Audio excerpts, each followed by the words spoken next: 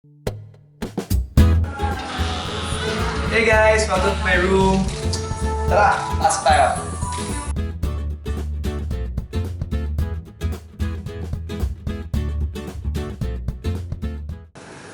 Ito yung usual na ginagamit ko for events. Mahilig talaga ako sa mga wingtip na design na sapatos. So lalo na for leather shoes. It's really, it looks classy. Mahilig ako sa Nike na shoes, sa Nike Free, because it's really comfortable, tapos flexible yung shoe. So it's not only for lifting weights, going to the gym, pero pwede ko rin siya gamitin for running and for other sports as well. Mahilig ako sa mga round neck and V-neck na shirts.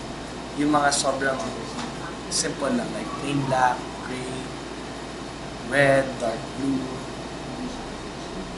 Parang mga for everyday use na maganda yung fit.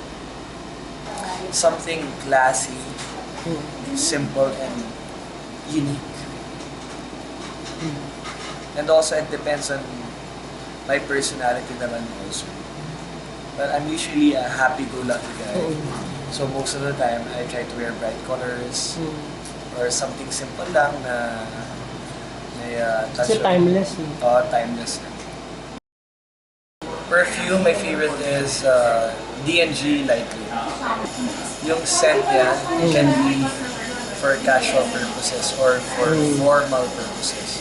Scents that I've tried before, Chanel Blue,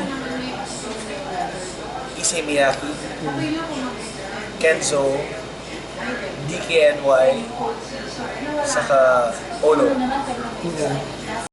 Yes, I do have a collection. Pero syempre, pinaka-favorite ko doon is my own watch, yung Unisilver timepiece. What is it named after you? It's named after me. It's the Enzo Pinocchio watch, yes. Ay, yun ba yun? Yes, yes.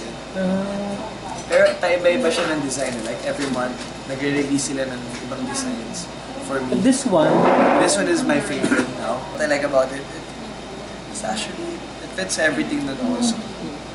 I mean, yun ang pag-fashion goes naman well. kasi mas gusto ko yung style na medyo versatile. It can be formal, semi-formal, casual. Lalo na when it comes to watches and belts. Yung hindi ako mahihirapan termohan siya.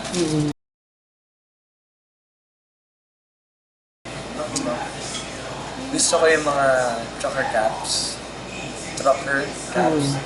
Yung parang snapbacks. Kaya yung isa pa sa mga favorite yung caps is yung mga military caps. Yung parang squarish type of caps. Love na love ko yung mga caps. Especially whenever I go to the beach or nag-wakeboard ako. Yun ang mga caps na usually sinusot ko. And usually pa nag-mall ko, sinusot ko yung mga trucker caps ko. Ay hindi, meron ako Hermes.